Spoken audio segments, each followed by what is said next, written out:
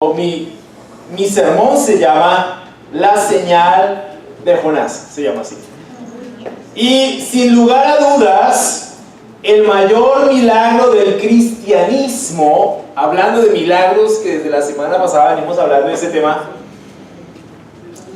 el mayor milagro del cristianismo es la persona de Jesús. Nada se le puede comparar. ¿Por qué? Dios hecho carne da su vida en la cruz por causa de los pecados de la humanidad. Resucita al tercer día y en este momento está sentado a la derecha del Padre. Eso es un verdadero milagro. Este es todo el presupuesto de la fe del cristianismo. En esto se sustenta y se sostiene. Vamos a Lucas 11:29.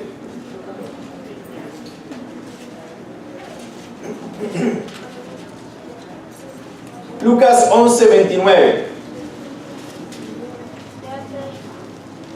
Vamos a leer hasta el versículo 32.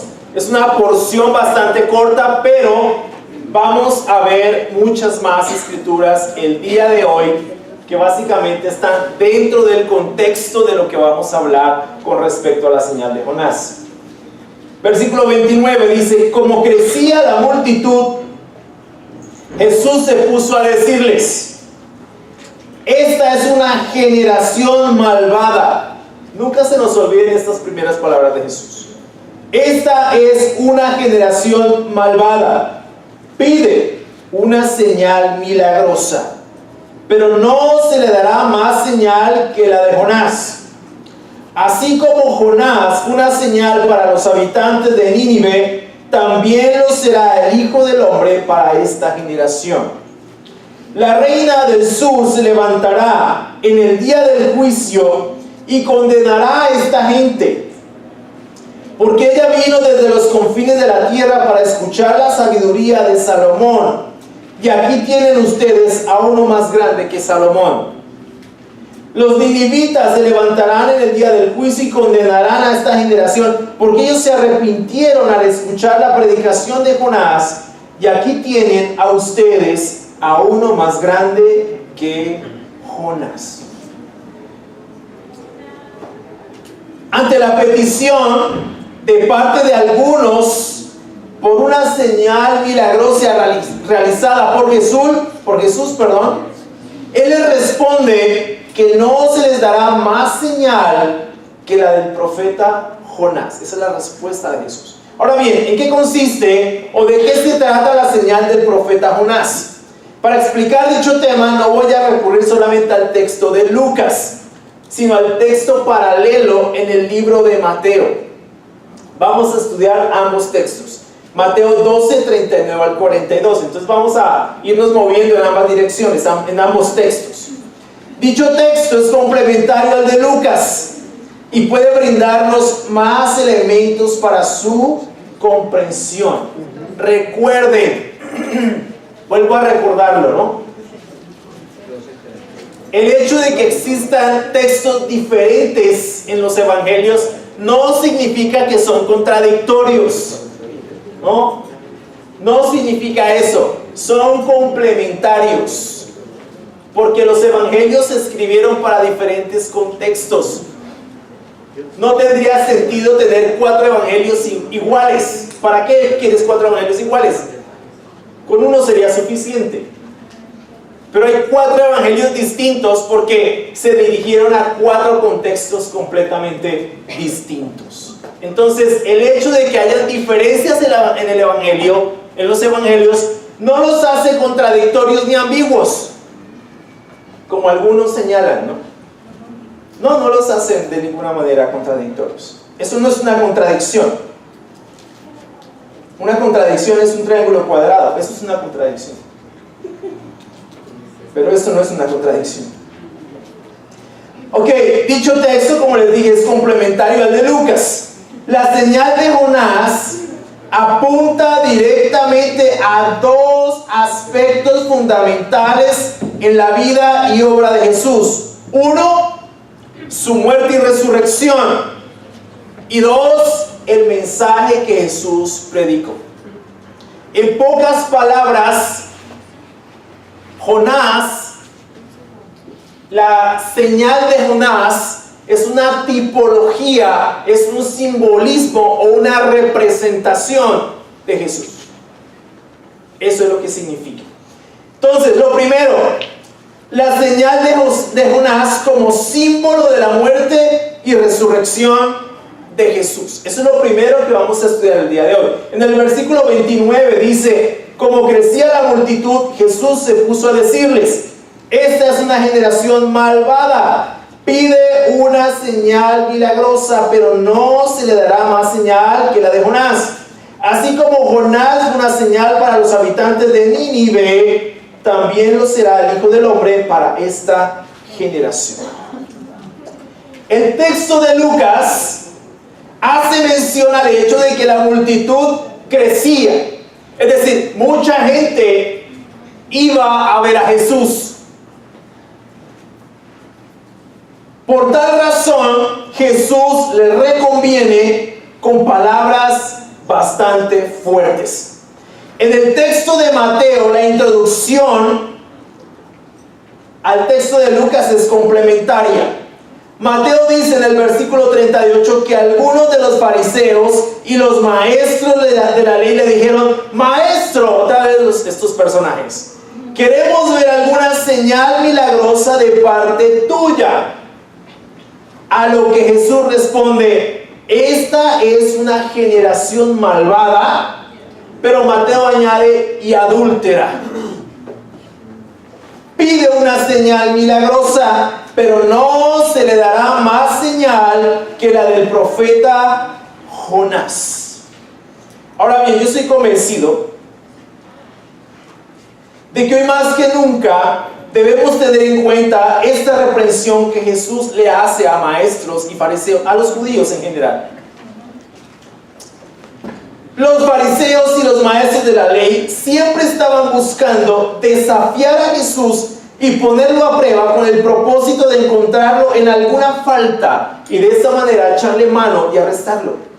Ellos vieron realizar a Jesús muchos milagros.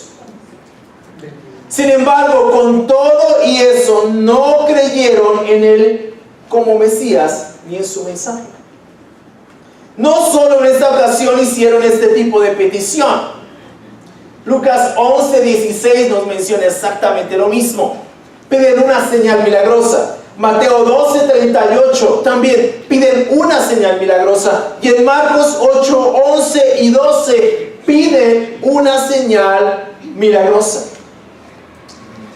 En realidad, a Jesús le molestaba este tipo de peticiones tan desafiantes e irreverentes, porque Jesús las concebía de esa manera. Los trató como una generación malvada y adúltera, frase que describe más bien una condición espiritual antes que moral. El problema realmente no era moral, era espiritual. No era suficiente con el mensaje. Ellos siempre estaban buscando ver algo que, entre comillas, los convenciera. Ahora bien, es importante preguntarnos qué es lo que queremos ver de Jesús el día de hoy. Cuando buscamos acercarnos a Él, ¿qué es lo que realmente queremos de Él?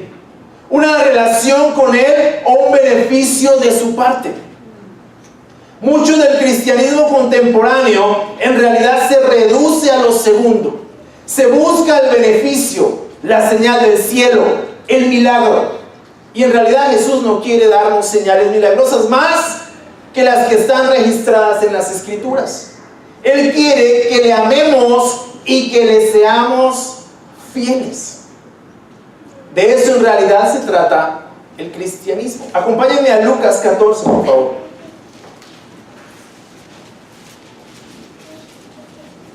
Lucas 14, 25.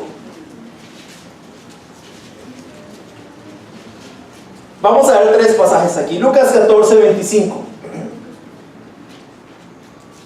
Nuevamente, grandes multitudes lo seguían. Dice: grandes multitudes seguían a Jesús, y él se volvió y les dijo: si alguno viene a mí y no sacrifica el amor a su padre y a su madre, a su esposa y a sus hijos, a sus hermanos y a sus hermanas, y aún a su propia vida, no puede ser mi discípulo.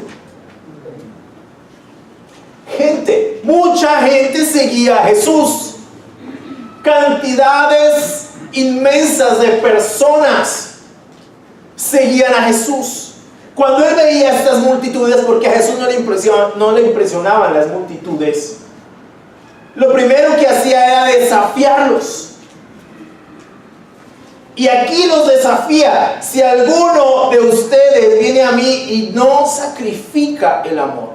En la versión Reina Valera no dice y no aborrece a su padre, a su madre, a su esposa y a sus hijos, a sus hermanas y a sus hermanos, y aún a su propia vida, no puede ser mi discípulo. Y aquí hay gente que dice: ah, Jesús es contradictorio, porque por un lado dice que amemos a nuestro padre y a nuestra madre, y por el otro lado dice que el que nos lo aborrece. Y se pegan de ahí, ¿no? Solamente como una excusa para no creer en Jesús. Y es obvio que si tú lees estos pasajes sin entender el contexto histórico, gramatical y literario, además de cultural, siempre vas a encontrar contradicciones en la Biblia. Siempre. O supuestas contradicciones. ¿Qué está diciendo Jesús aquí? Que realmente el amor más grande del cristiano tiene que ser Jesús. Que si tu amor por tu familia está aquí, el amor por Jesús tiene que estar aquí arriba, porque es lo más importante. Que el amor por Jesús sea tan fuerte que el amor por nuestra familia parezca odio. No que sea, parezca. En últimas, si amamos más profundamente a Jesús, con mucha más radicalidad, vamos a entender o vamos a ubicar muchísimo mejor las demás relaciones que nosotros tenemos, incluso nuestra relación con nosotros mismos. Lo cierto es que hoy, la verdad, eso es una excusa de las personas. Estamos en una época en la que realmente no nos preocupamos por el otro. Pero cuando leemos esta escritura solo como una excusa para no seguir a Jesús, ah, no, si Jesús me pide eso, no, porque yo amo mucho a mi familia. ¿Seguro? Estamos en una época en la que lo que predomina realmente es el amor por nosotros mismos. Difícilmente somos capaces de renunciar a nosotros mismos. Estamos en ese momento histórico en el que el humanismo se convirtió en la teología del ser humano. Y eso sí es contradictorio. En la que el ser humano está en el centro de todo. Pero cuando le leen este tipo de pasajes, ah, no, porque no, yo amo mucho a mi familia y los domingos es para mi familia. Yo, la verdad, cuando escucho eso, digo, ¿cómo le mienten a uno y en su propia cara? Porque no es verdad. No es cierto. No es verdad. Somos una época, estamos en una época en la que realmente no nos preocupamos por el otro. Sentarnos a ver televisión con la familia no es preocuparnos por el otro. Así es. Eso no es preocuparnos por nuestra familia. Sentarnos en una mesa de un restaurante a todos a ver el celular, todos al mismo tiempo, no es compartir un tiempo con la familia. Es un tiempo de todos estar compartiendo tiempo en el celular, juntos en un restaurante, pero no significa que nos estamos preocupando por el otro. Realmente estamos en un momento en la historia de la humanidad en que no nos estamos preocupando por el otro, mucho menos por Dios. Si nosotros renunciamos a nosotros mismos y amamos más a Jesús, vamos a entender muchísimo mejor cómo amar a nuestra familia de la forma correcta. Cómo amar a nuestra esposa. ¿Sabes por qué? Porque Jesús dice, Pablo dice en Efesios 5, 21 al 33, esposos, amen a sus esposas como Cristo amó a la iglesia. ¿Quieres ser un esposo verdaderamente maduro y espiritual? Mira a Jesús. Él es un esposo perfecto. Si hay un hombre que sabe cómo amar a su esposa, es Jesús. Y no estoy hablando de María Magdalena. Estoy hablando de la iglesia. Estoy hablando de eso. Si quieres saber quién es realmente un hombre que valora a la mujer, mira a Jesús. Jesús sabe valorar con profundidad a una mujer. Y nos pide, amen a sus esposas como Cristo amó a la iglesia. ¿Sabes cuánto cambiaría esta sociedad cuando hombres amen a sus esposas de la manera que Cristo lo hace? Cuando veamos más el ejemplo de Jesús que la psicología contemporánea, ¿sabes cuánto va a cambiar esta sociedad cuando hombres y mujeres decidamos amar de la manera que Jesús lo hace? Sería completamente distinta esta sociedad. Porque amamos más a Jesús. Jesús sabe cómo hacer eso. Pero no, hoy queremos señales milagrosas. Hoy queremos todo ese espectáculo en lugar de ir y conocer y amar profundamente a Jesús. Juan 8:31.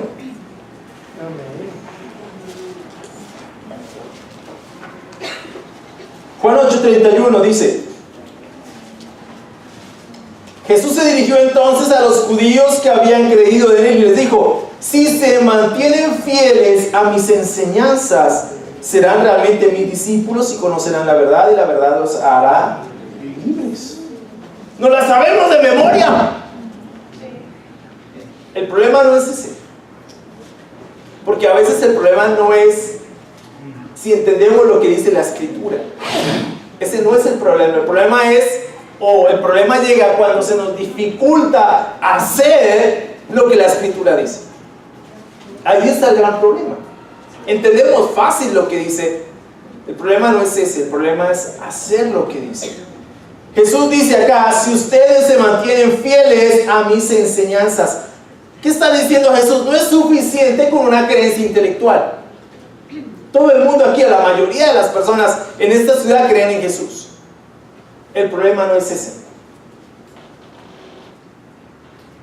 O ese es un problema, sí, muy de fondo, porque no es suficiente con creer en Jesús. Jesús pide que lo obedezcamos, que seamos fieles a sus enseñanzas.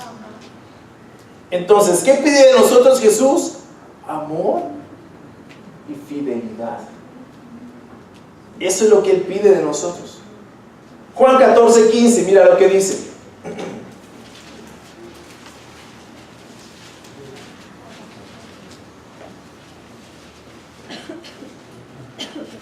Juan 14:15. Si ustedes me aman, obedecerán mis mandamientos.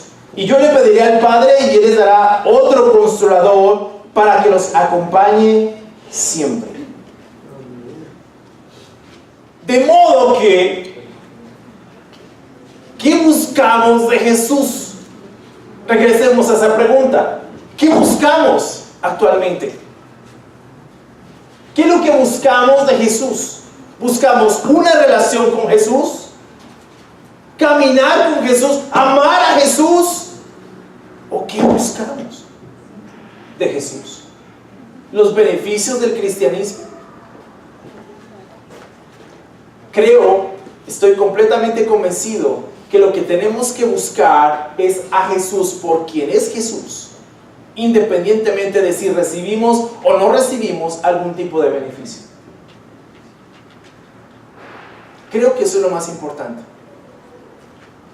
Por quien es Jesús. Si no recibimos nada, está bien, no hay ningún problema. Pero tenemos a Jesús, lo tenemos todo. Yo pienso en las personas, no se me salen estas personas, he orado por ellos, cristianos en el Medio Oriente que están siendo perseguidos por causa de su fe. Todo lo que tienen es a Jesús, hermanos y amigos. No tienen nada más. No tienen lo que nosotros tenemos, la oportunidad de reunirnos en un salón como este. Muchos de ellos no tienen una casa porque los bombardeos las han destruido. Se reúnen cada domingo a riesgo de su propia vida. Pero el único tesoro que para ellos es más importante es Jesús. Todo lo que hacen, lo hacen porque aman profundamente a Jesús y no reciben ningún beneficio. Es decir, me encantaría desafiar a un teólogo de la prosperidad, decirle: oye, ¿por qué no te vas a Siria a predicar tu teología? Le daría miedo. Físico miedo. Porque es fácil predicar teología de la prosperidad aquí, en Latinoamérica. Eso es fácil. ¿Por qué no vas a un lugar como estos? Pones en riesgo lo que tú crees con tu propia vida, si realmente crees en eso, y les dices a ellos que Dios los va a prosperar. Porque no te van a creer. Así de sencillo. Y no creo que vayan, les va a dar miedo. Porque esta teología lo único que ha hecho es hacer al cristianismo hoy en día flojo, superficial, inmaduro, condicional. A juicio propio, es la peor maldición que le ha ocurrido al cristianismo. Es lo peor. La peor teología. Ni siquiera la teología de la liberación hizo tanto daño como la teología de la prosperidad. Porque al menos los teólogos de la liberación estaban buscando ayudar al necesitado, llevarle comida al pobre. Al menos eso se enfocó. Ok, un evangelio social, pero al menos estaban pensando en cómo ayudar al necesitado. La teología de la prosperidad dice que la pobreza es pecado. Es un cáncer, es una sarna esa teología. Eso no le ha ayudado al cristianismo de ningún modo. Le ha hecho un flaco favor al cristianismo. Ha sido un atentado en contra de la doctrina sana del cristianismo. Porque la gente hoy, desafortunadamente, no busca a Cristo por quien es Jesús, sino por lo que me puede dar. Una de estas personas en el Medio Oriente le preguntó a un predicador. Por pura casualidad, esta mujer vio un canal de estos aquí del occidente, de predicadores, ¿cierto? Vestidos nuevos, relojes finos, buenos zapatos, unos salones impresionantes. Pero lo que más le impactó fue lo que el predicador dijo.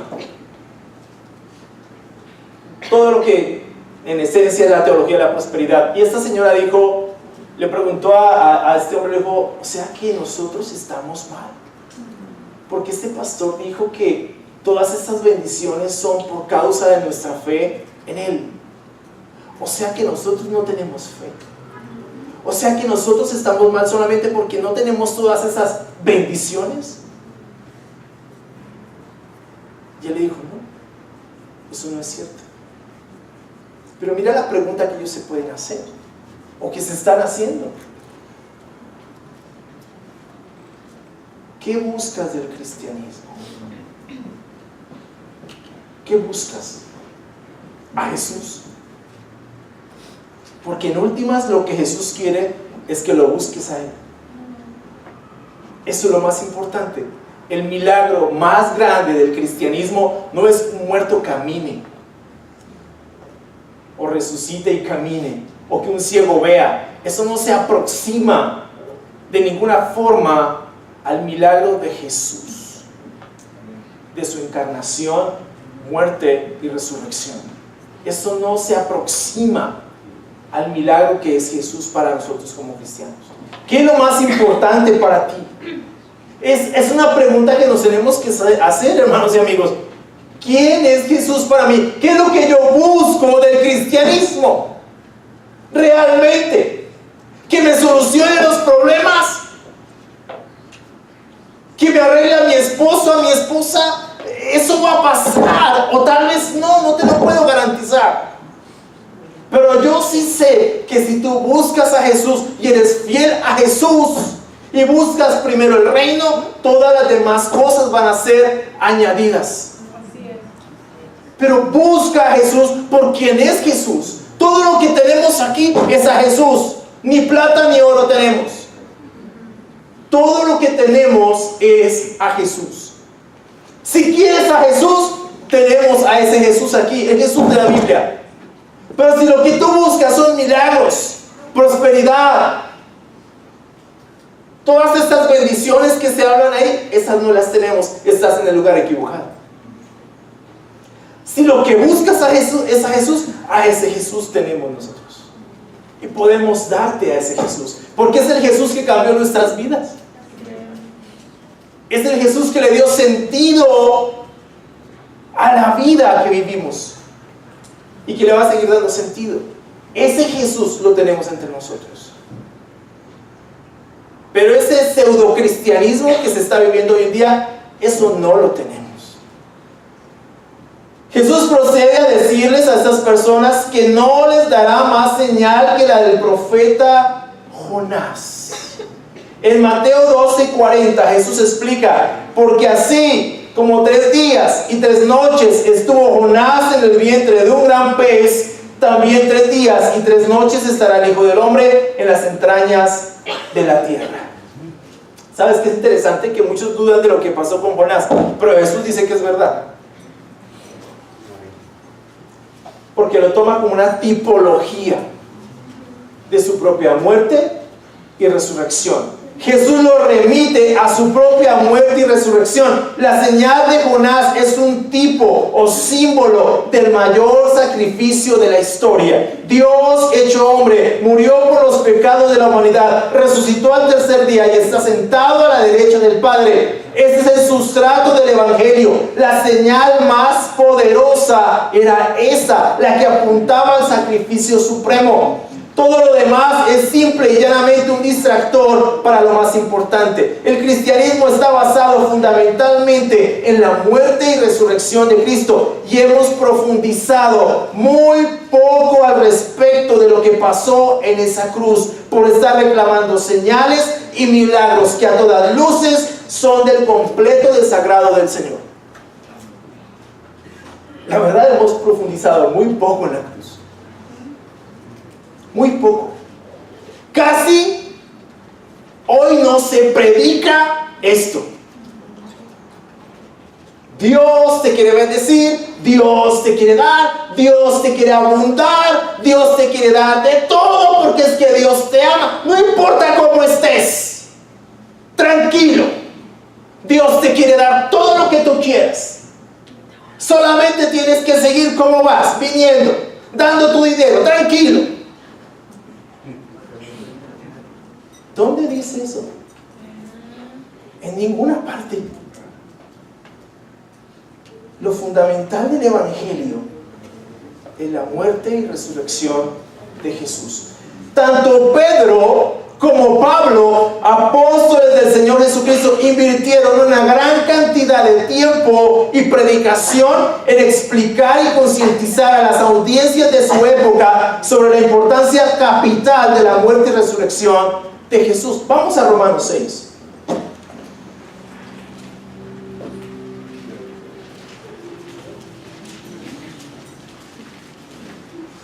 Romanos 6, 1.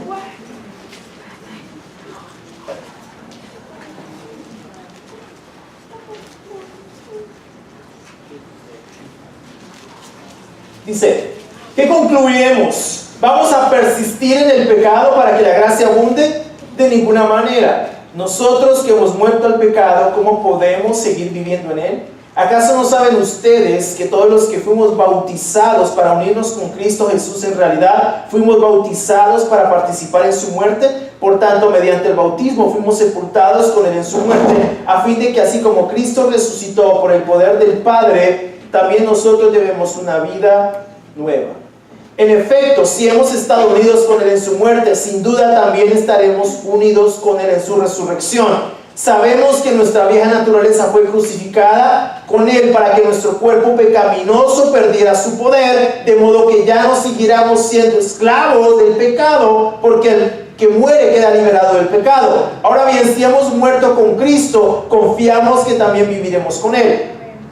Pues sabemos que Cristo, por haber sido levantado entre los muertos, ya no puede volver a morir. La muerte ya no tiene dominio sobre él. En cuanto a su muerte, murió al pecado una vez y para siempre. En cuanto a su vida, vive para Dios. De la misma manera, también ustedes considérense muertos respecto al pecado, pero vivos para Dios en Cristo Jesús. Por lo tanto, no permitan ustedes que el pecado reine en su cuerpo mortal, ni obedezcan a sus malos deseos. No ofrezcan los miembros de su cuerpo al pecado como instrumentos de injusticia. Al contrario, ofrézcanse más bien a Dios como quienes han vuelto de la muerte a la vida, presentando los miembros de su cuerpo como instrumentos de justicia. Eso es la cruz. Eso es la cruz. Otra, 1 Corintios 1:18. Les dije que tenía varios. 1:18.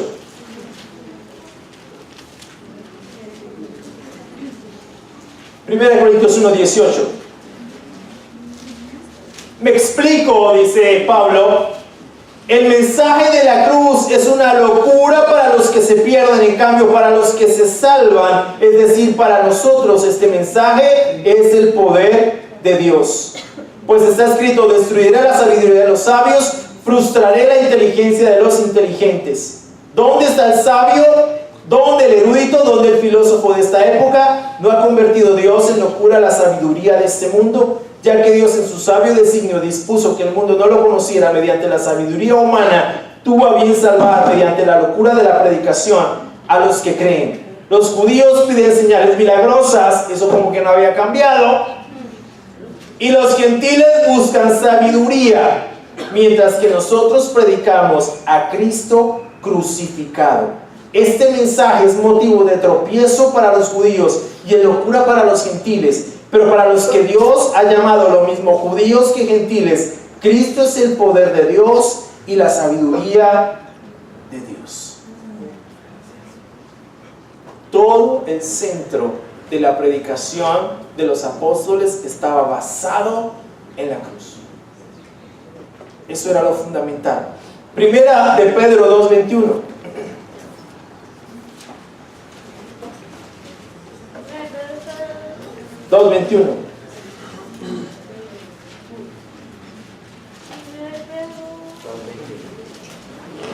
Dice: para esto fueron llamados, porque Cristo sufrió por ustedes, dándoles ejemplo para que sigan sus pasos. Él no cometió ningún pecado, ni hubo engaño en su boca. Cuando proferían insultos contra él, no replicaba con insultos. Cuando padecía, no amenazaba, sino que se entregaba a aquel que juzga con justicia. Él mismo en su cuerpo llevó al madero nuestros pecados, para que muramos al pecado y vivamos para la justicia. Por sus heridas ustedes han sido sanados. Y primera de Pedro 3, versículo 18. Porque Cristo murió por los pecados una vez por todas, el justo por los injustos, a fin de llevarlos a ustedes a Dios. Él sufrió la muerte en su cuerpo, pero el Espíritu hizo que volviera a la vida.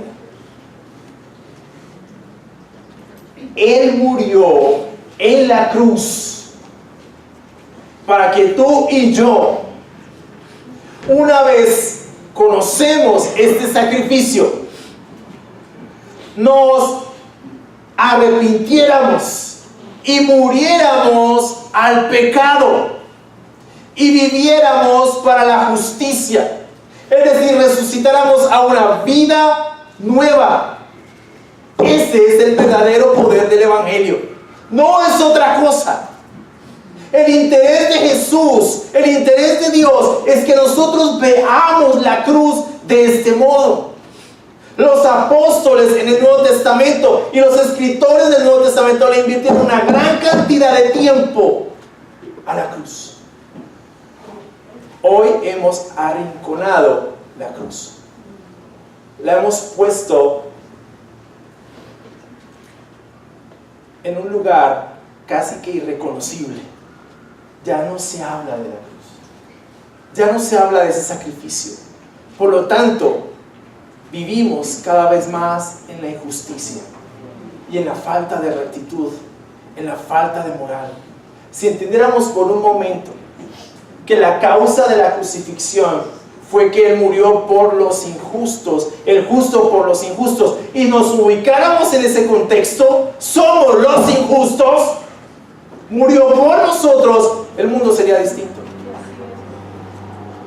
Nuestras familias serían distintas. Nuestros matrimonios serían completamente distintos.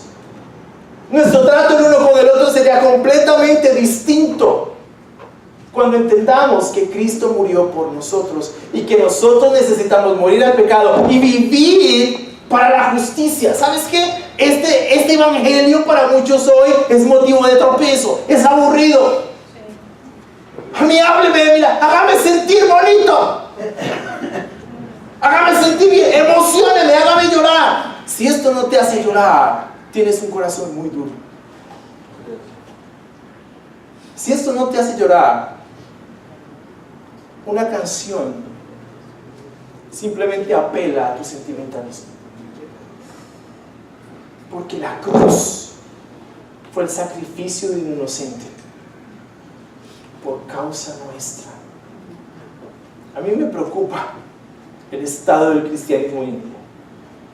A mí me preocupa que profundicemos tan poco en la cruz. A mí me preocupa que nos emocione más una canción, una supuesta alabanza que no tiene ni siquiera un poco de teología en su argumentación, más que la cruz. Como dijo A.W. Tozer en el año 60, 1960, los cristianos no dicen mentiras, las cantan. Pero eso nos emociona y nos, qué increíble salir renovado. ¿Renovado de qué? ¿Qué impacto tuvo la cruz en tu vida ese día? ¿Qué impacto tuvo la cruz en tu vida? ¿O qué impacto tiene la cruz en tu vida cada día?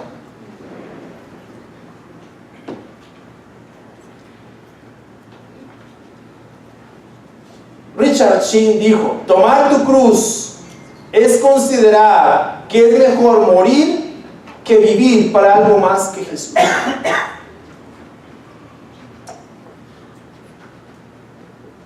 Si no vives para algo más que Jesús,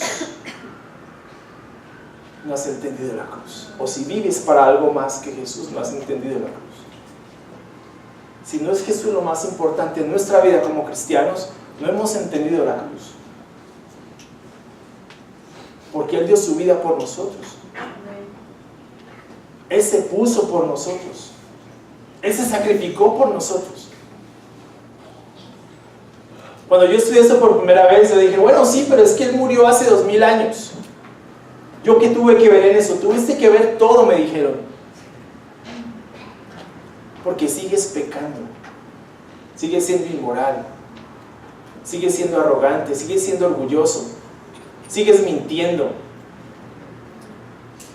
La humanidad no ha cambiado. Ha evolucionado tecnológicamente, totalmente. Muchos avances impresionantes, pero moralmente seguimos siendo pigmeos. Espiritualmente seguimos siendo pigmeos, inmaduros. A mí me impresiona. Yo veo hoy los hombres de mi edad, y muchos de ellos son amigos míos, obviamente que no son cristianos, o sea, estudiaron conmigo en el colegio y todo eso. Digo, ellos nunca maduraron. Y creo que me van a ver y me van a meter en problemas.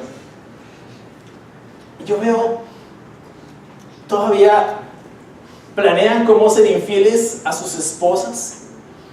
Planean cómo, parecen niños.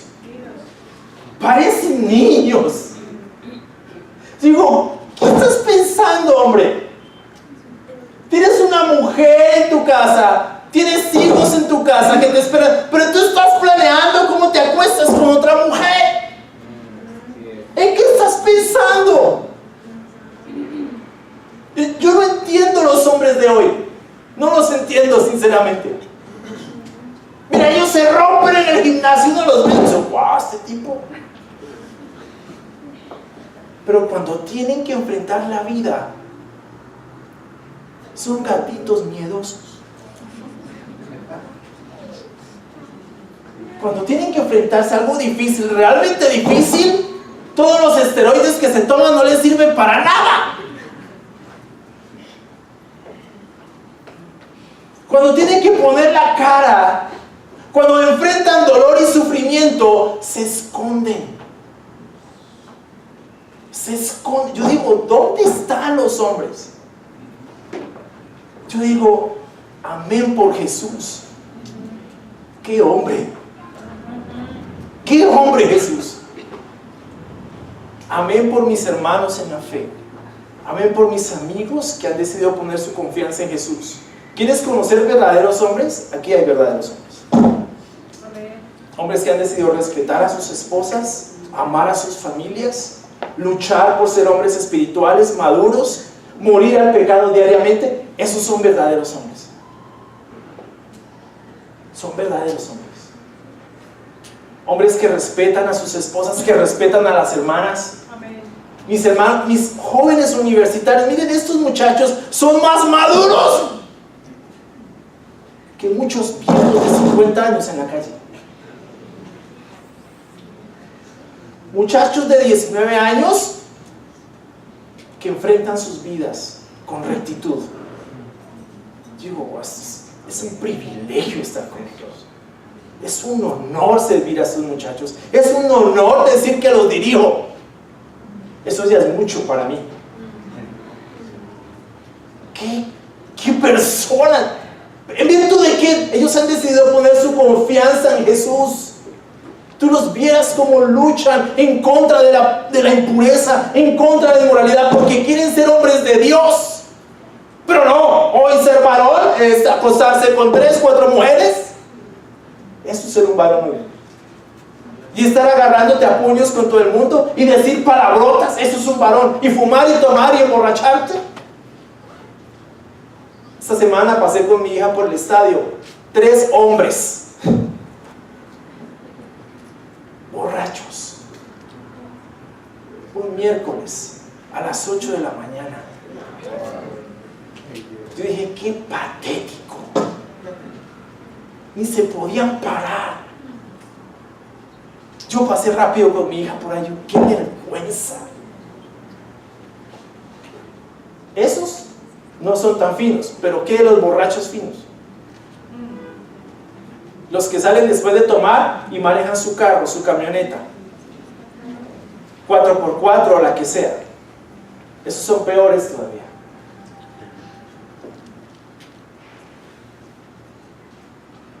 Pero, nuevamente, ¿qué estamos buscando del cristianismo? La señal más profunda, más excelsa, majestuosa, hermosa y perfecta de lo que conocemos como cristianismo es Jesús, su muerte y resurrección.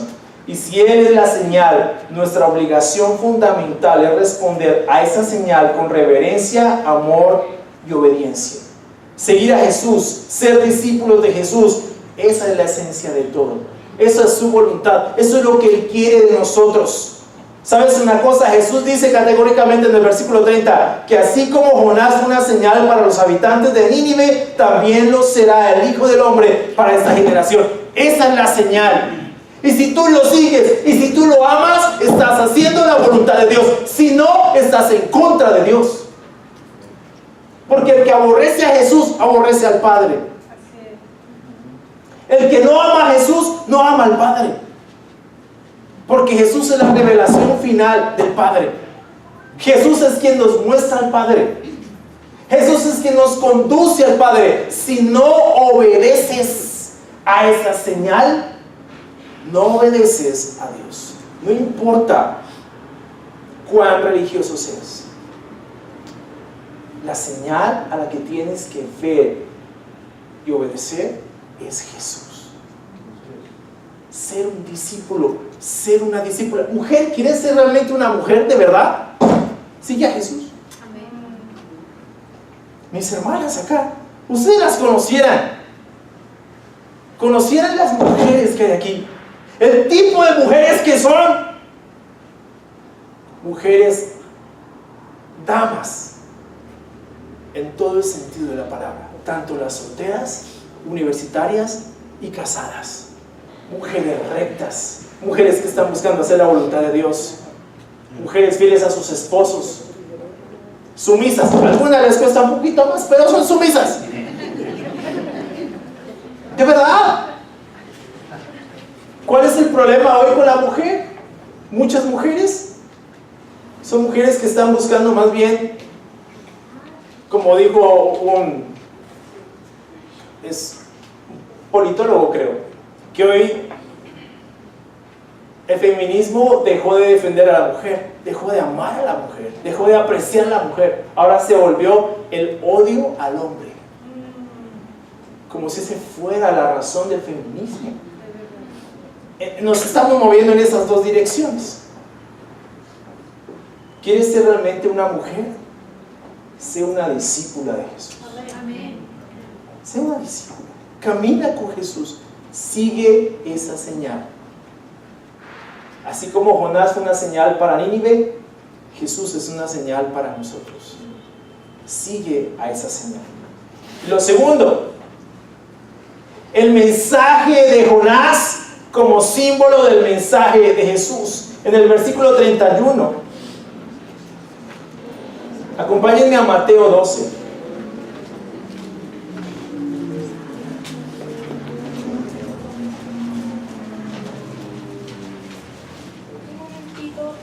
Mateo 12.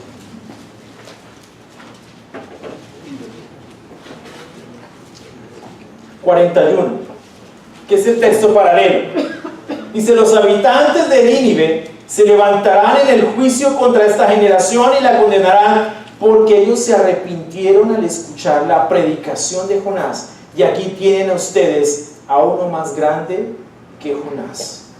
La reina del sur se levantará en el día del juicio y condenará a esta generación, porque ella vino desde los confines de la tierra para escuchar la sabiduría de Salomón. Y aquí tienen ustedes a uno más grande que Salomón. En el texto de Lucas, él coloca primero su narración de la reina del sur, que fue a escuchar la sabiduría de Salomón. Mateo coloca primero la narración de la predicación de Jonás a Nínive. Jesús dice con claridad que los habitantes de Nínive se levantarán en el juicio contra esta generación y la condenarán. ¿Por qué? Porque ellos se arrepintieron al escuchar la predicación de Jonás. Es decir, ellos no vieron suceder ninguna señal milagrosa, porque Jonás no hizo milagros. Todo lo que escucharon fue la predicación de Jonás, y eso fue suficiente para que se arrepintieran. Vamos a Jonás 3. Ahorita no lo encuentran, yo sé.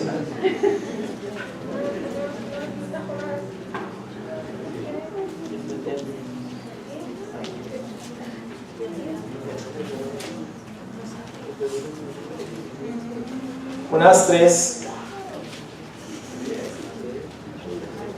Versículo 1 dice: la palabra del Señor vino por segunda vez a Jonás. Anda, ve a la gran ciudad de Nínive y proclámale el mensaje que te voy a dar. Jonás se fue a Nínive conforme al mandato del Señor. Ahora bien, Nínive era una ciudad grande y de mucha importancia. Jonás se fue internando en la ciudad y la recorrió todo un día mientras proclamaba: dentro de 40 días Nínive será destruida. Y los ninivitas le creyeron a Dios, proclamaron ayuno, y desde el mayor hasta hasta el menor se vistieron de luto en señal de arrepentimiento. Cuando el rey de Nínive se enteró del mensaje, se levantó de su trono, se quitó su manto real, hizo duelo y se cubrió de ceniza. Luego mandó que se pregonara en Nínive, por decreto del rey y de su corte, ninguna persona o animal, ni ganado, lanar o vacuno, probará alimento alguno, ni tampoco pastará ni beberá agua. Al contrario, el rey ordena que toda persona junto con sus animales haga duelo y clame a Dios con todas sus fuerzas, hasta los animales.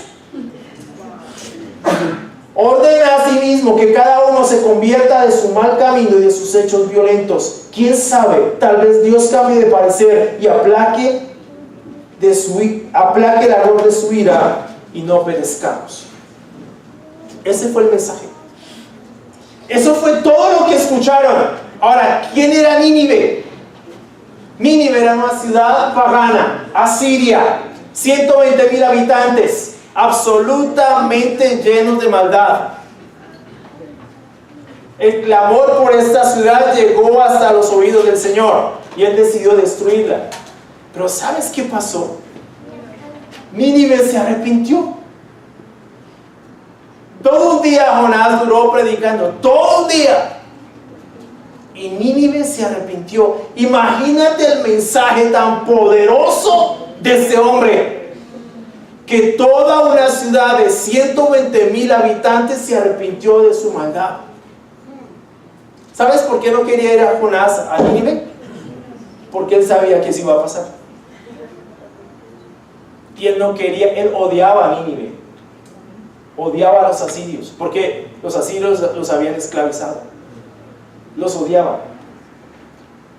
Él no quería ir a Nínive a predicar, porque sabía que Dios era compasivo y que si ellos se arrepentían, Dios los perdonaba. Y Jonás no quería eso. Es más, él estuvo enojado con eso. Se enojó con Dios por eso también. Pero imagínate, Nínive se arrepintió, hasta el rey mandó a ayunar a los perros, al ganado, a todo el mundo, a ayunar a todo el mundo. Estamos mal, ojalá Dios calme el ardor de su ira. Hay gente que le cuesta mucho trabajo este tema del ardor de la ira de Dios. Oh, Dios es un tipo iracundo, megalómano, el tipo quiere acabar con todo el mundo. Hay unas cosas. Yo digo, amén. Yo anhelo porque Dios castigue la maldad de este mundo. Así es. Porque si no es así, toda la maldad que vemos va a quedar impune. Yo anhelo que haya un infierno. En verdad. Así como anhelamos aquí cárceles, anhelo un infierno. Y que los malvados que no se arrepienten vayan a ese lugar. Claro que sí. ¿Por qué he de tener miedo de decir eso? Si la Biblia lo dice. ¿Por qué habría de tener miedo? ¿Por qué me habría de costar? No, para mí es un honor saber que mi Dios es un Dios al que se debe temer. Y hay de ti y hay de mí si no le tememos. Pero también es un Dios compasivo, amoroso. Eso no lo ven, ¿no?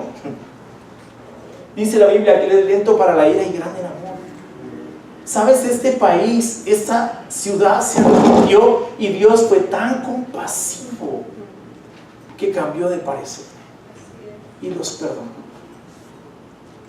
El mensaje es el mismo para nosotros. El mensaje de Jesús es exactamente el mismo. Jesús predicó en Mateo 4:17: arrepiéntanse porque el reino de los cielos está cerca.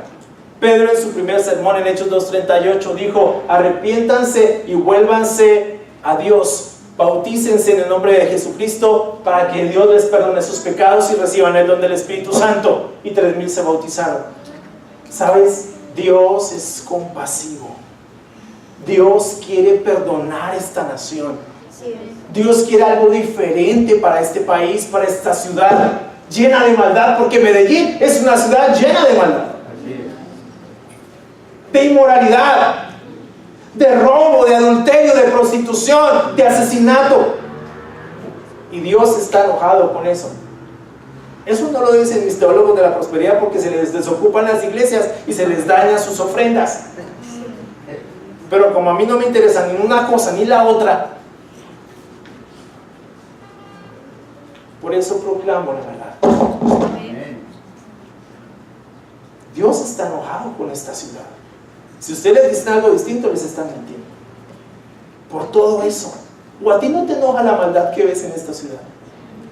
¿No te enoja que haya prostitución infantil? ¿O me vas a decir que pasas de largo cuando lees eso? Que no pasa algo en tu corazón, que no te sientes mal. ¿Me vas a decir que no te sientes mal cuando escuchas que 66 personas han muerto en los últimos 3 meses por homicidio? ¿Me vas a decir que no te indigna ver cómo la ciudad está llena de drogas y de prostitución y de robo? ¿Me vas a decir que no te indigna la impunidad de este país? No me digas que eso te pasa derecho por la conciencia. Eso te enoja, eso te molesta, eso te indigna. ¿Por qué? Porque no está bien. Y si a Dios no le indigna y no le enoja, entonces hay un problema, no es Dios. Porque no puede ser que un ser humano mortal tenga un sentido de justicia mayor que el que Dios puede tener. Claro que a Dios le molesta el pecado, claro que a Dios le molesta la maldad, claro que a Dios le molesta los hombres que son infieles a sus esposas. Por supuesto, lee Malaquías 3. Por supuesto que a Dios le indigna que los seres humanos, creados a imagen y semejanza suya, hoy sean hombres inmorales, mujeres inmorales, drogadictos, alcohólicos, por supuesto, porque ese no fue su propósito. ¿Sabes qué siente una madre cuando ve a su hijo drogadicto? Pregúntale. ¿Qué siente por dentro? Dolor, enojo. Eso es una mezcla de sentimientos. Dios está enojado con esta ciudad, pero también ¿sabes qué está esperando?